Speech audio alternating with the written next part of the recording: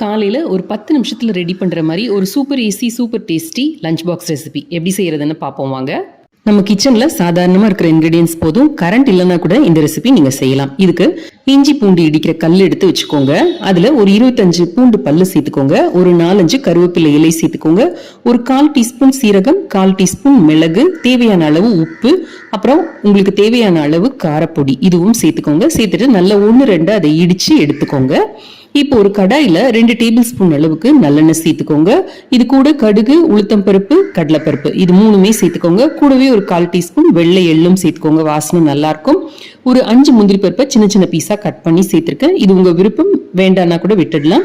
இப்போ இது கூடவே ஒரு டீஸ்பூன் அளவுக்கு பல்லா கீறின பூண்டு அதையும் சேர்த்துக்கோங்க. இப்போ இதுல நம்ம அரைச்ச இந்த விழுதியும் சேர்த்துக்கலாம். சேர்த்துட்டு நல்லா 1 நிமிஷம் அந்த பச்சை வாசனை போகிற வரைக்கும் கிளறினீங்கன்னா போறோம். ரொம்ப நேரம் கிளறினீங்கன்னா ஒரு கசப்பு வந்துடும். அதனால ரொம்ப நேரம் கிளறாதீங்க.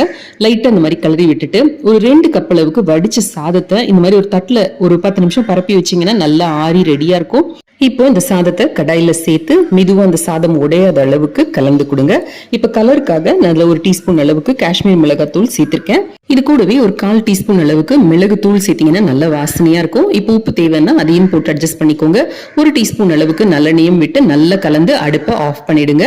இதுக்கப்புறம் ஒரு அரை மூடி அளவுக்கு எலுமிச்சம்பழத்தை பிழிஞ்சு நல்லா கலந்து விட்டுட்டோம்னா நம்மளோட சூப்பர் ஈஸி சூப்பர் டேஸ்டி பூண்டு மிளகு சாதம் தயார். அப்பளம், வத்தல், வடாம் எல்லாமே இதுக்கு ரொம்ப நல்லா இருக்கும். உருளைக்கிழங்கு வறுவலும் இதுக்கு நல்ல காம்பினேஷனா இருக்கும்.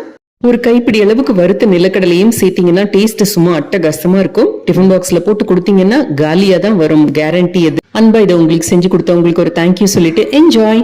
தேங்க்ஸ் ஃபார் வாட்சிங்.